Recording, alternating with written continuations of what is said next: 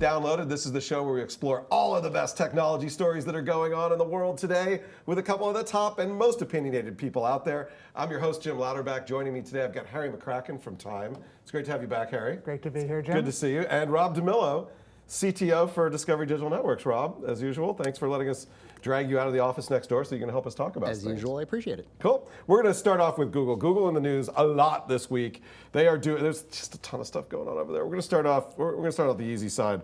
Google designing their own self-driving car. They want to make their own car. Rob, do you think Google's going to be able to freaking make a car? They seem to be able to make a lot of things. I mean, they've got a lot of friends, so they'll be able to make cars, I assume. It's more interesting than what they're doing is they're putting their self-driving car tech into actual service as opposed to the hands of the consumers. I think that's the more interesting point. Well, I mean, do they have Tesla envy, Harry? Well, Tesla proves that you can be a relatively small company and make a great car. You don't need to be General Motors or Toyota, so the idea is not completely implausible. Okay, so I'm going to ask you, I want to poll you guys. Start with you, Rob. Rob, would you buy a car from Google? Would you buy a car from this man? I would buy a car from a company that had software that was provided by Google. Okay. How's that for a guarded All answer? right, good. How about you, Harry? You're going to buy the Android equivalent of a Google car? A lot of the times, the sensible thing to do is not to buy the first generation of anything, but to buy the 1.1 or 1.2 version. So, is that a yes or a no? Well, I think in terms of putting up my own money, that's a no, but I would love to review the Google cars first as quickly as it comes out. Okay, well, I know where you live in Daly City. When that happens, I'm going to be not near your house. The interesting thing I thought with this story, though, is that they're talking about now maybe a fleet of robo-taxis. So self-driving cars that end up being taxis. The thing that this sparked in my brain is this why they invested $285 million in Uber, Harry? Well, I mean, it kind of makes sense. I think it's pretty clear that the self-driving car on the day it goes for sale is not going to be something you're just going to walk into a car dealership and buy. Right. There'll be some step in between, and it's logical enough that that step might be something where Google has more control over the experience. So it seems logical, at least. Yeah, I know. Uber, self-driving cars, robo-taxis, it all starts to make sense with this grand plan, right, Rob? I know it does. I couldn't have said it better. I mean, it makes sense for them to get that into the market through Uber. So it's all, Johnny Cabs. What was the thing from? I'm trying to think of the thing from Total Recall. Johnny Cabs. Oh yeah, right. Yeah. So the next thing I thought was really interesting with Google is and this just started sort of to come out, is that they are going to be cutting their 20% time, or they already have. So it used to be that Google engineers would allow you to take a day a week on your own special project. And so Gmail came out of this, and AdSense came out of this. I mean, big products at Google. Apparently that's all gone now. And the spark to me, and I'd be interested in your take, Harry, first is this like sort of the end of innovation at Google, or what? I think this is not the first time that I've seen stories declaring that 20% is over. So yeah. I'd be a little skeptical about knowing for sure what's going on.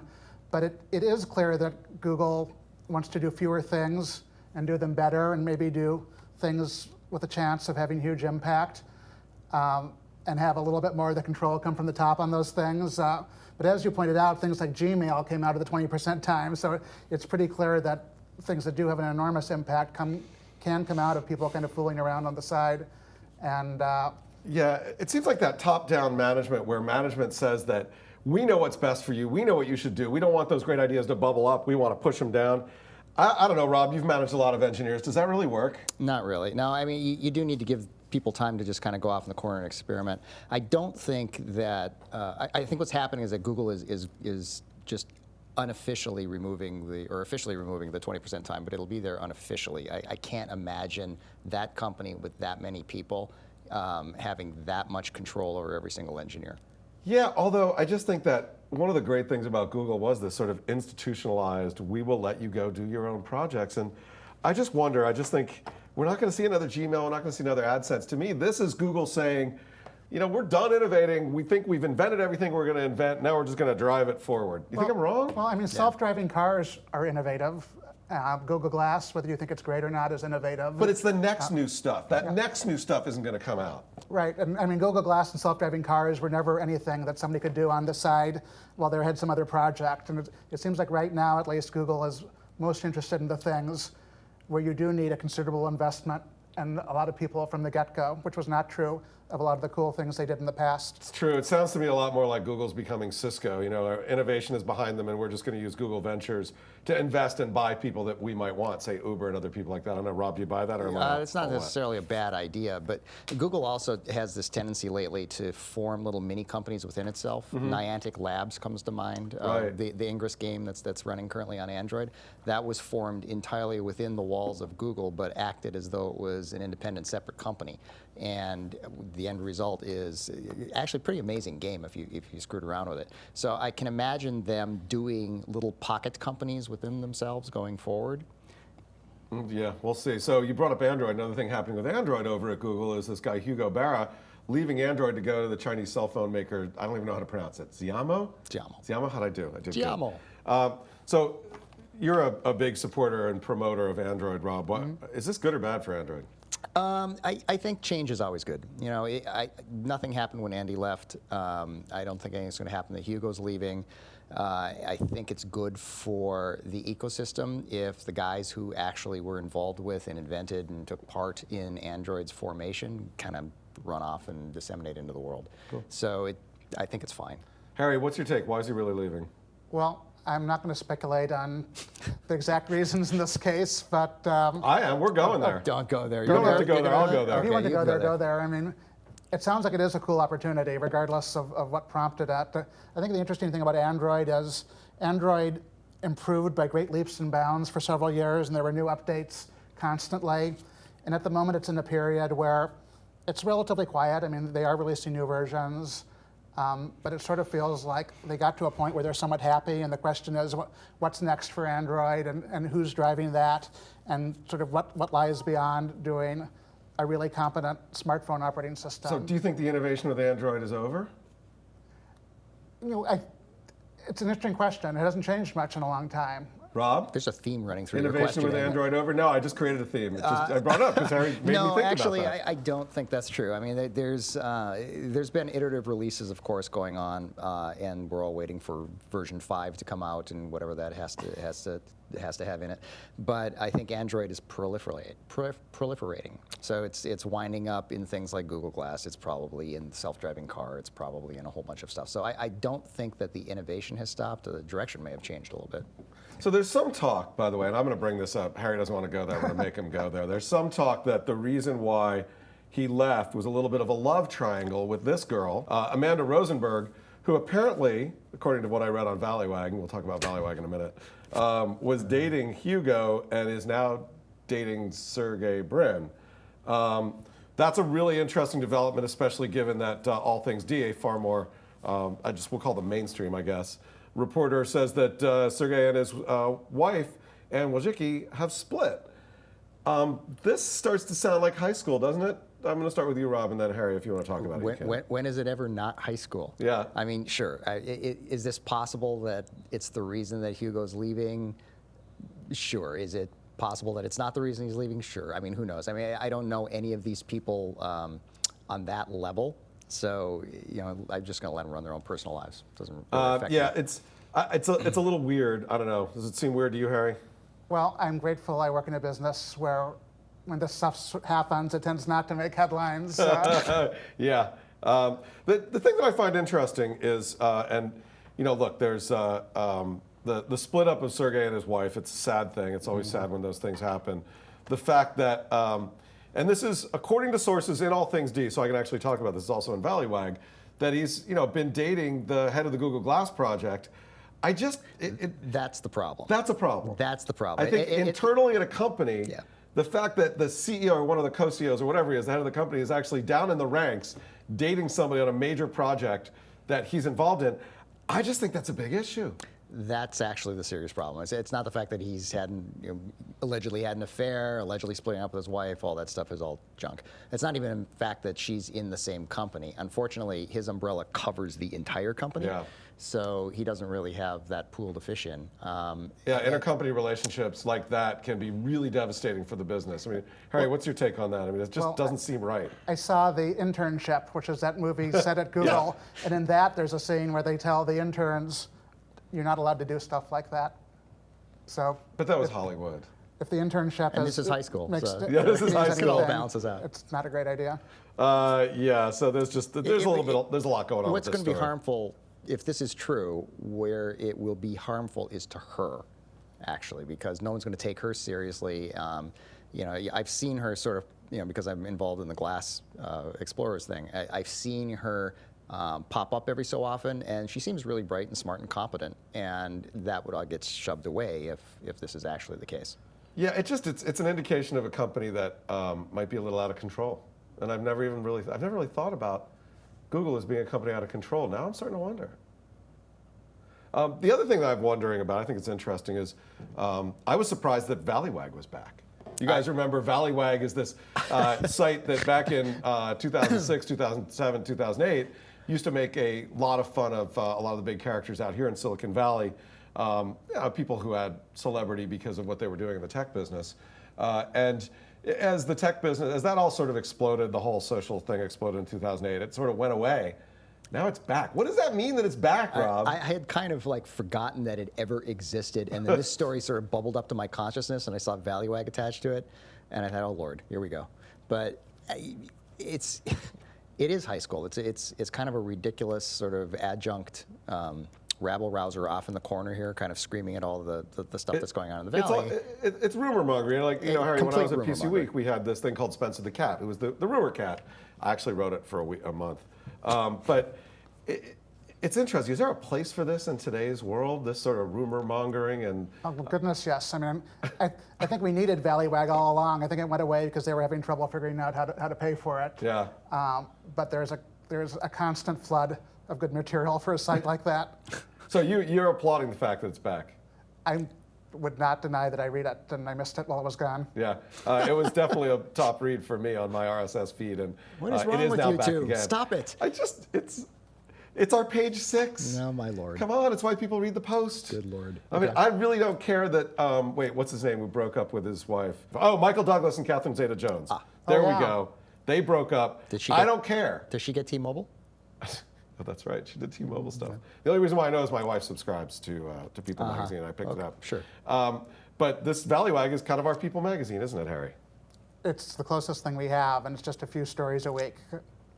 So what I want to know, though, is, so the guy writing Valleywag, it used to be the Valleywag writers lived in the Valley or San Francisco. This guy lives in New York City, I think. Yes, yeah. On the East Coast. Can you actually cover it for that far away? I'm sure he'd argue that it's better to do it from there because the distance helps you be objective about it. But do you buy that, Harry? You know, he's doing good stuff so far. So far, so good, right? Logically, I think you would want to be close to the center of action, but then if you were here, you might get beat up. That's right, I was thinking that too. A little bit of distance is probably good safer. because the people that you're savaging and skewering can't get to you. Let's, I don't know, anything else on Valleywag, Rob? No, You not have a thing. that Not a bemused thing. look on your face, Not like a there's thing. something you want to say, but No, it just nothing. isn't coming I'm out. fine. Everything's good. Okay, let's talk about Microsoft then. Another large company in the throes of change. That's interesting. Steve Ballmer is leaving Microsoft. He's announced that. He's not leaving tomorrow, but he did announce that he's leaving. It's kind of a little sudden. Harry, is this, do you think he was pushed, or is this his own doing?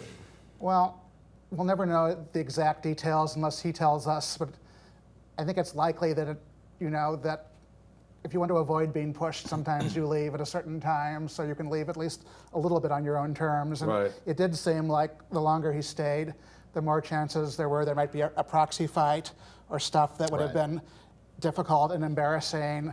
And it's better to say that you're retiring and to leave before that stuff happens than to get dragged down by it.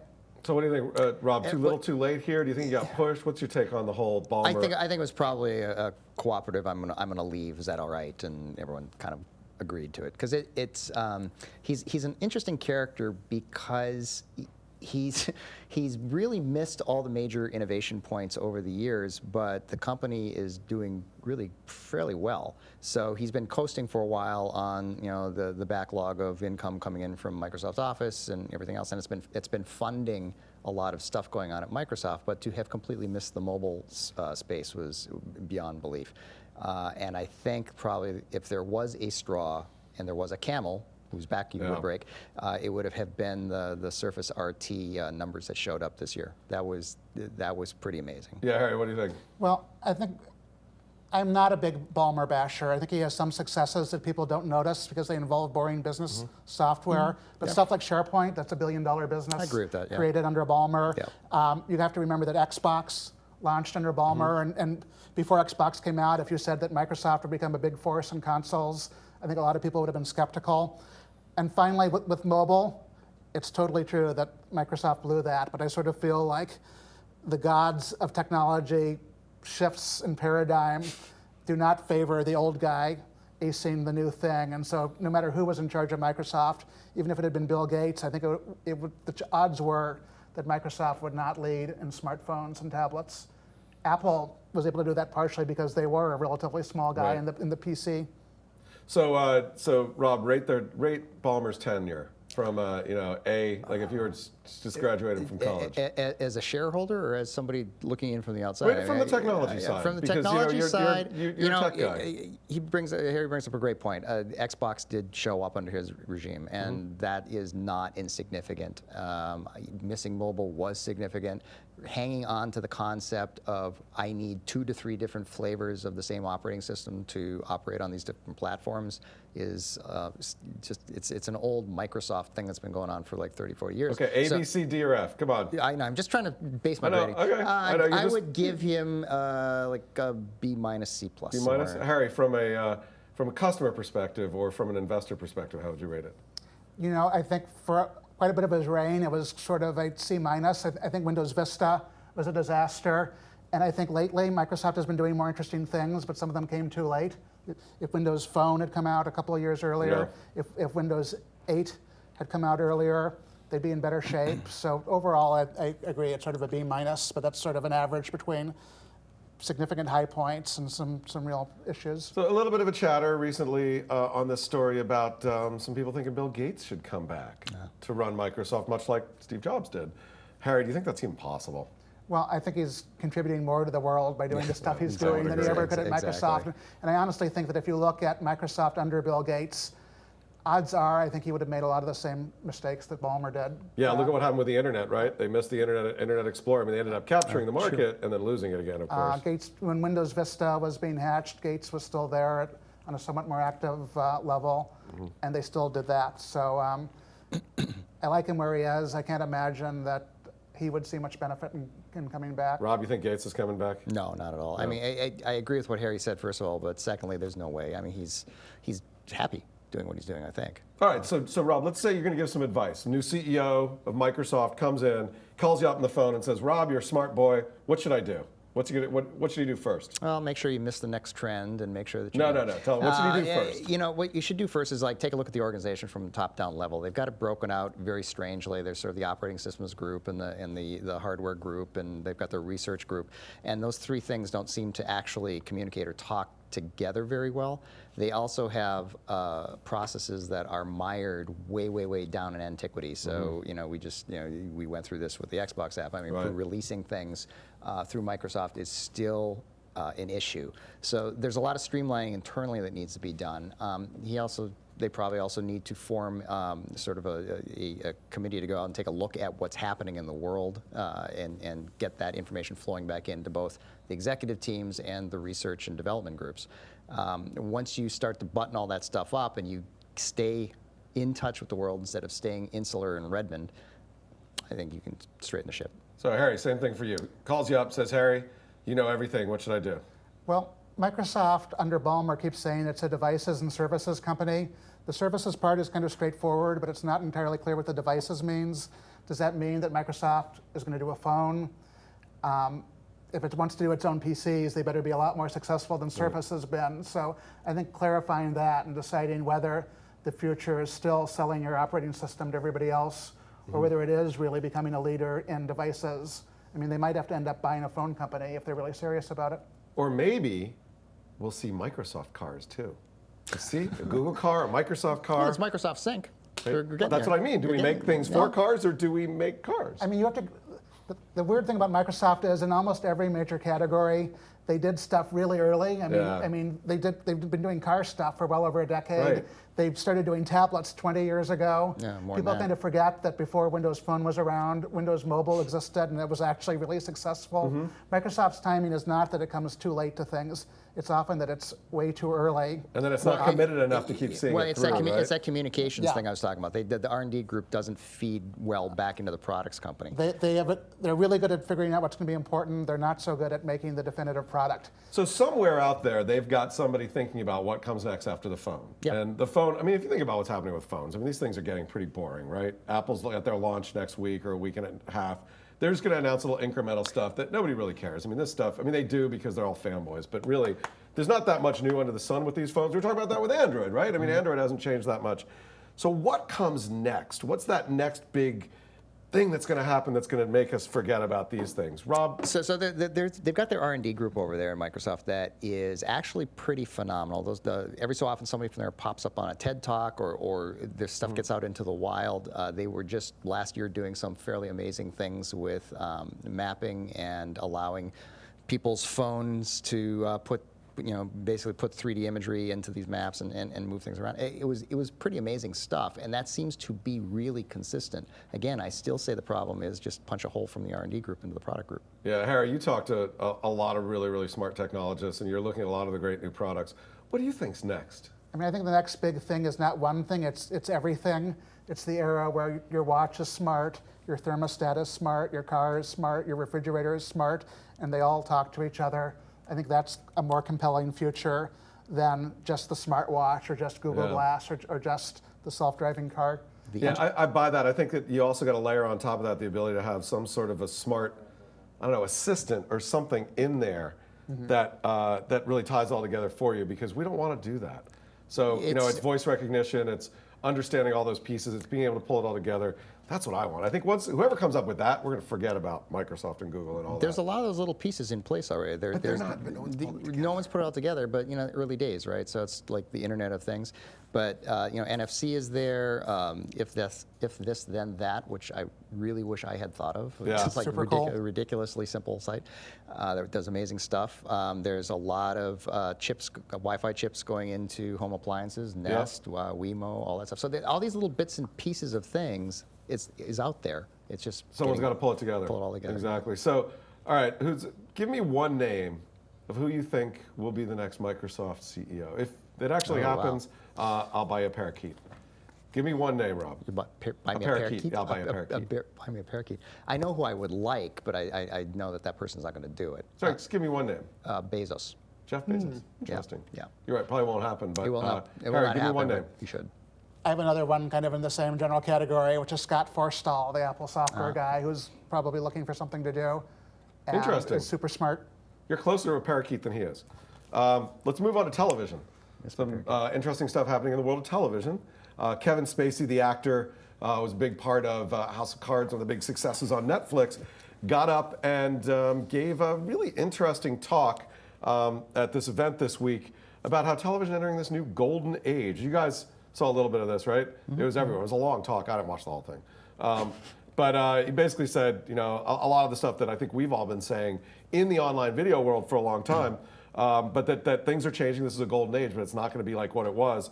Rob, do you buy what Spacey's selling? I buy part of it. What I've been saying, what we've all been saying for a long time is the networks are, their days of becoming the gatekeeper and the conduit are you can see the end of that tunnel happening. I think where Spacey missed it a little bit was he was implying that quality stuff is coming from the Netflixes of the world. And I think the quality stuff is coming from the non-network television places of the world. HBO, Showtime, AMC, they're all making amazing things, which, he basically, he did give a nod to Breaking Bad and things like that. But I don't think you need to go to a Netflix and get their money to make quality stuff. I think you just need to go to somebody who understands that you don't need the gargantuan numbers that NBC and CBS and ABC used to have years ago. Yeah, Harry, what do you think about what he had to say? Well, the world is a better place because House of Cards exists and Arrested Development is back. It's kind of unclear how scalable that is. We might end up with 5 or 6 nice things, but will we end up with dozens of things? At what point does HBO start to get scared of this competition?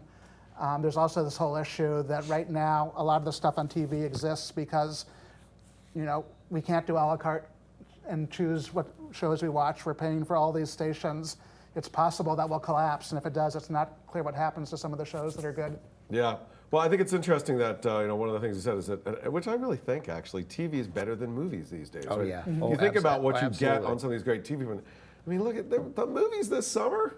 Yeah. Kind of hit or miss. Yeah. I guess TV shows are hit or miss too, but I think the TV shows, I think it's better. What do you think, Rob? Yeah. Well, what happened though is TV several years ago started going. Joss Whedon was responsible for a lot of this, I think. It started going to episode arcs, which allowed you to build up characters over 10 to 24 episodes in a season, which you could never do before. Usually it was like, all right, so there's like the episode of the week, and that was it. And movies are still episode of the week. You've got 2 hours to meet a character, form a relationship with a character, watch the character succeed or die, and that's that. And then you get out of the theater and you go home. In the case of things like Breaking Bad and Mad Men, you have continuity between seasons. You've got continuity between episodes. You invest in the characters, and it's better drama. It just is better. Well, and if you think about the artifice of television was basically we would put a show on every week at the same time so that you would know when to watch, right? Tune in Thursdays at 7 for watch your show. And you don't need to do that anymore with the internet. It's a very on-demand world. And that's where this binge viewing, because if you really like those characters, to your point, you don't want to just spend 2 hours with them or an hour a week with them. You want to spend 12 hours over the course of Labor Day weekend with them, right, Harry? Absolutely, and it will be intriguing to see when the notion of stuff being on at 8 p.m. on Tuesday completely goes away. It's already, for a long time, it's been less relevant than it was, starting with the VCR and then the DVR and then streaming. But the notion still exists, and it's still one of the easiest ways to make a lot of money off of content, is to put it on a Tuesday at 8 p.m. and charge advertisers a lot. Well, and hope that people show up. Right. But now it's all about the 3-day, right? It's prime plus, it's live plus 3. So we'll help people watch it 3 days over the next 3 days, whether it's on DVR and elsewhere. That's how ads are being charged now. And so I think that gives way to, it's just whenever you watch it, there it is. One of the other things that Kevin brought up is that possible that we're going to drive towards a real conservatism around here because, again, we're developing kind of a new format, which is the episodic stuff. We do 10, 12, 15 episodes. Maybe you deliver them one at a time or deliver them all at once so people watch them and binge on them. We're there, but are we just now all going to focus on that style of television and not do anything else that's interesting? Rob, what do you think? I don't think that's necessarily true. I mean, it's an interesting phrase, a new conservatism. I think what's going on is that people are starting to realize that you can take chances. You can go to the smaller players. They'll give you enough money to do something quality, maybe over a shorter season, and that's okay. I don't know if I would call that conservatism or not, but it's definitely new experimentation. Harry, what do you think? Well, TV is like any other medium. If something succeeds, everybody else will tend to copy it until something else cool comes along. So I think overall we are in a moment where there is stuff that's more daring and of higher quality. But basically, it's still unclear how replicable that is. I think that's the big question. Yeah, it's an interesting part of House of Cards. I think that we didn't really talk about as this story came up. We had a story up from Salon, but really it's the data-driven aspect of how they created House of Cards. Right. So using Netflix captures all the data about when you pause and when you don't pause, and you keep watching, when you watch the next episode, when you stop. And they also know that if you like Kevin Spacey and you like this type of film, which is like the conspiracy stuff or whatever. So they really applied a lot of data-driven models only to figure out what kind of shows to create, but also how to do the story arc in the show. Do you buy that this big data-driven television content creation is the wave of the future, or it's just something that worked here but may not work everywhere else? Rob? And this is speaking as a data guy, I hope that's not true. And I think what we're forgetting is that Netflix has actually tried this a few times before House of Cards hit, right? And they were both, nobody noticed or cared, and they both sort of fell off by the wayside and failed. So, claiming that you're creating entertainment based off of what you see as trending numbers is positive, but creating entertainment based off of what you think is sitting in a data warehouse somewhere and how popular you think Kevin Spacey is at the moment, that's pretty dangerous, honestly. Yeah, Harry, data-driven entertainment. You buy it? I mean, if you take it too far, it sounds kind of scary and robotic, but I know they did House of Cards partially because the British version was super popular. Right. And so they figured we know people like this, and that's not such a big leap, and it seems to have worked. But even to figure out where you do your cliffhangers and where you kind of draw people in and then where you go back, I wonder if we're going down this path where, robots are going to write scripts for us. I mean, we're kind of at that with a lot of stuff already. A lot of stuff. Okay, they're robotic scripts. I didn't say they were written by robots. Well, I mean, stuff gets focus grouped to death. Yeah. A lot of it is based on things other than creative people making decisions. And I think you always ultimately want talented artists to have the final call on this stuff.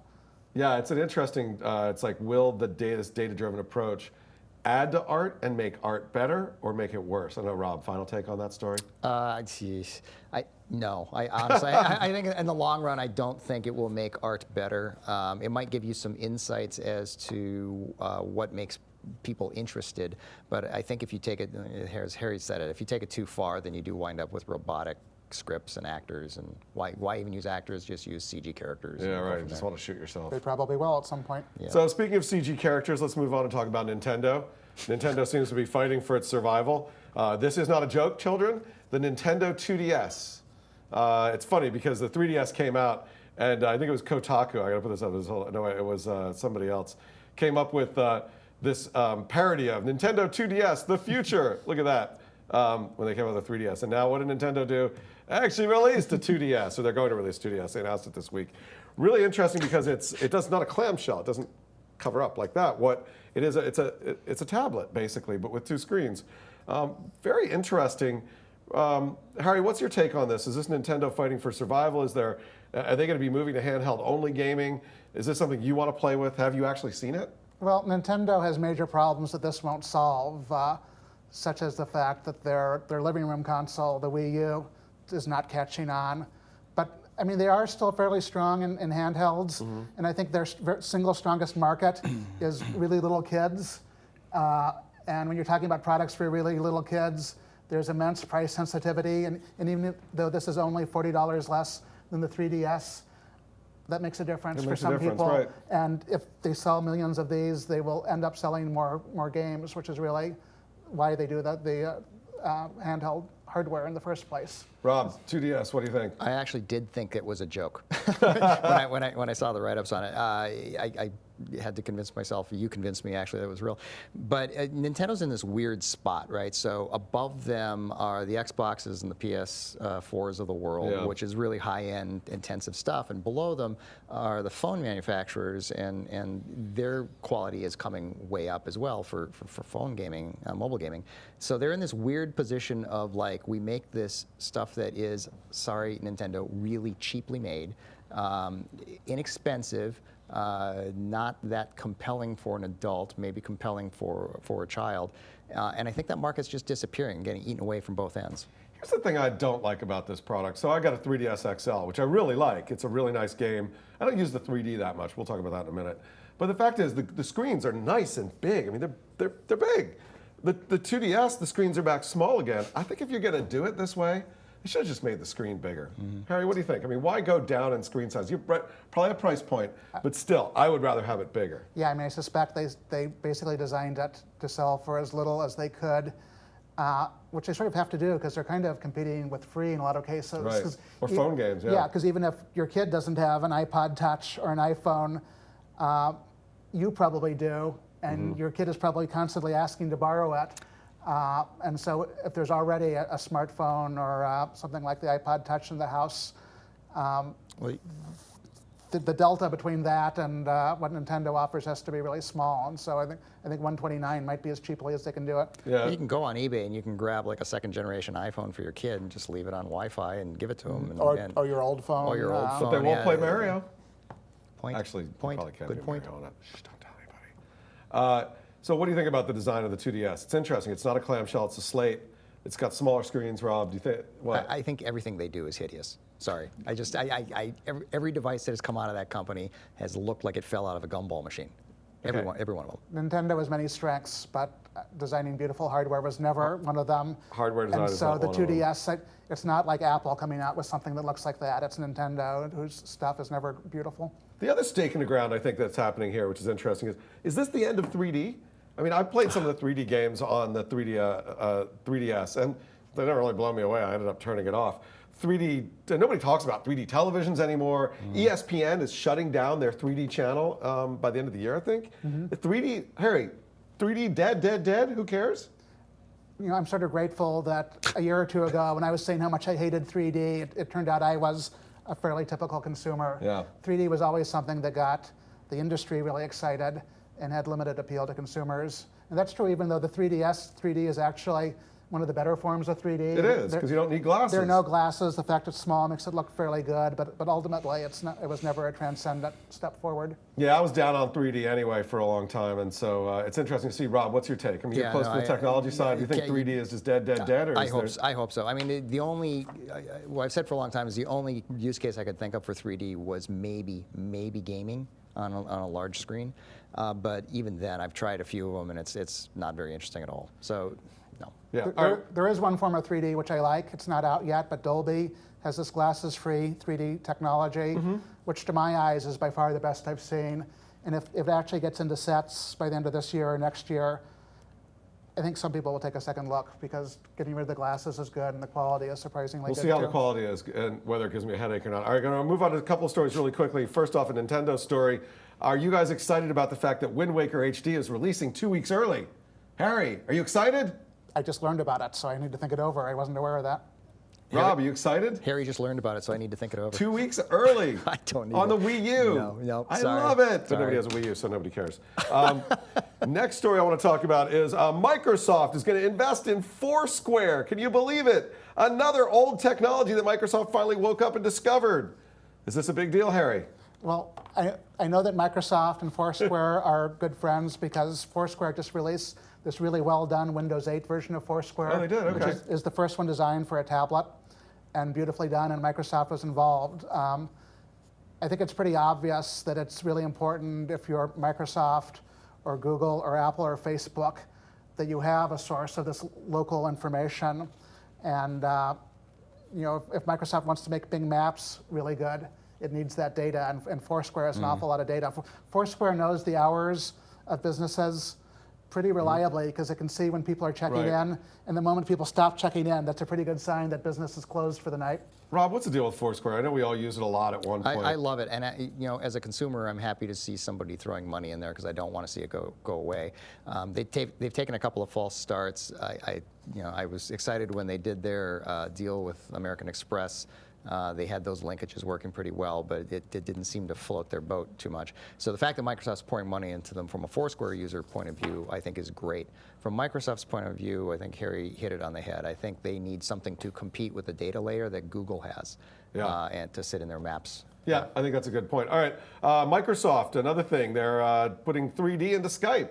Now that 3D is dead, let's put another fading technology into our calling service. Does anybody understand this? No, I don't get it at all. Does anybody understand what that's all about? Well, you know, you can take 3D pictures with the 3DS. Actually, the 2DS will still let you take 3D pictures. Still has 2 cameras. Yeah. I'm just saying. I know what you're saying. But does anybody really care about 3D for phone calls? So I can see how big someone's nose is when we're talking. I don't understand. Porn. It's all about the porn. How could I forget? Yeah, I don't know. Harry, what do you think? Skype, 3D. There's a different upcoming form of Skype, which I think is exciting, which is on the Xbox One. You'll be able to do very high quality Skype calls in HD on your TV in your living room. I think that's potentially a big deal. I felt for a while that some form of in-living room video conferencing could matter. Yeah, well, we'll see. Maybe they'll do it with the Xbox 3D, One. on the other hand, I don't see why anybody would care. All right, Apple TV updating with VEVO, Disney, XD, Weather, the Smithsonian Channel, new apps. Is this the holy grail for Apple and television? Just a couple new apps, Rob? It seems to be. I mean, you know, you and I both know how hard it is to work deals in the back end, so it takes a while for this stuff to get into place. I'm happy to see that they're expanding their offering, honestly, but it's a little underwhelming. Yeah, Harry, what do you think? Well, when Apple TV came out, people said it's great, except you have to get all your content from Apple. Yeah. And over time, that's been less and less true. And Apple TV has looked more and more like Roku. which is a small company, but the only other one that's ever really mattered in these little boxes. And their strategy all along was to do apps, and Apple seems to have concluded that's a pretty good way to do it. Yeah, they're finally doing apps. Do you think this is a precursor to them doing their own virtual MSO, Harry? Well, getting all the deals in place they would want for that is still a big challenge, particularly if Apple is kind of sitting in the middle. The thing about the deals they're doing is you still have a relationship with HBO and VEVO and everybody. I think Apple would like a situation where you're paying one price to Apple every month and getting everything you want, and that's still a really hard deal to do. Yeah, I mean, the ESPN thing, I see it there, and I'm like, well, how's it different from the ESPN app on the Xbox, right, Rob? That's right. That's exactly right. I mean, I think Xbox has this covered, so does Roku. And unless they do something really unique and different with their business management, it's just another Me Too box, which is an interesting thing to say about Apple's products. Exactly. So another hack in the news today, this week. New York Times, Twitter, Huffington Post hacked, targeted apparently by a Syrian group. The interesting thing I think about this, Rob, is that they attacked the DNS infrastructure, which we've known this is a weak link for a long time. Is it still the weakest link of the internet? Yeah, absolutely. I mean, every so often repairs will go out. Like if you sort of pay attention to the underground chatter that's going on with DNS servers, there are patches that are getting released almost monthly. There was a big one that got repaired like 3 years ago, but there's still a bunch of them in there. So I'm a little surprised that it took this long for someone to figure out that you could just take over. Yeah, what's your take? Is DNS the dirty underbelly of our internet, Harry? And do you think we can fix it? Well, these guys are really smart. Last week they attacked our website. Oh, did they? In that case, they did it through an ad network. If there's a weakness, they're going to find it, it seems like. But DNS always has been kind of scary because it doesn't seem to be all that well regulated. So ad networks and DNS, great targets, right? All right, last story. The NSA wants new spying powers. Is this any surprise to anybody? I don't think so, right? New spying powers for the NSA. Counter crypto, whatever. I mean, Rob, are you surprised by this? And can anybody do anything to stop them? Hopefully it can be legislated into a box. I'm not surprised by it. I am disappointed by it, obviously. I think it's been going on for longer than we thought it was. Years ago, you heard about this gathering program called no, I can't remember the name of it either. Yeah. And suddenly it showed up as PRISM. Catherine Zeta-Jones. No, wait, yeah, Catherine Zeta-Jones. Suddenly showed up as PRISM, and I was sort of astounded that any arm of the U.S. government could get it together enough to create something like that. I'm disappointed in what I'm seeing in my own government, which is unfortunate. Harry, what's your take? Well, I think if you are a tech nerd or live in Silicon Valley, you know that this is happening and you're deeply upset by it. I have the feeling that for a lot of the people in this country, they still say, well, I would rather this happens if it protects me from being killed by a terrorist. Right. And you won't see major change until way more average Americans are really bothered by this. And I would like to see evidence they are, but I'm not sure if it's there yet. Rob, do you think anything's going to change? I think people have gotten complacent. I think that the government timed it either by design or by coincidence so that people have gotten used to voluntarily giving up their privacy and giving up their own information to everyone under the sun, Facebook, Google, whatever. And so now they're just kind of used to people gathering and taking that information. But this is a serious civil liberties problem. Yeah, I agree. All right, well, it's all the time we have for this week's Downloaded. I want to thank my two guests, Harry McCracken from Time. Thank you. Rob DeMillo from Discovery Digital Networks. And if you got anything you want to say about these things that we've been talking about, we got our comment boxes right below. Suggestions, comments, talk about these stories. A lot of interesting stuff happening. Or go over and read Valleywag. It's definitely a fun read. I would encourage you to take a look at that when you're done with this as well. So until next time, you've been watching Downloaded.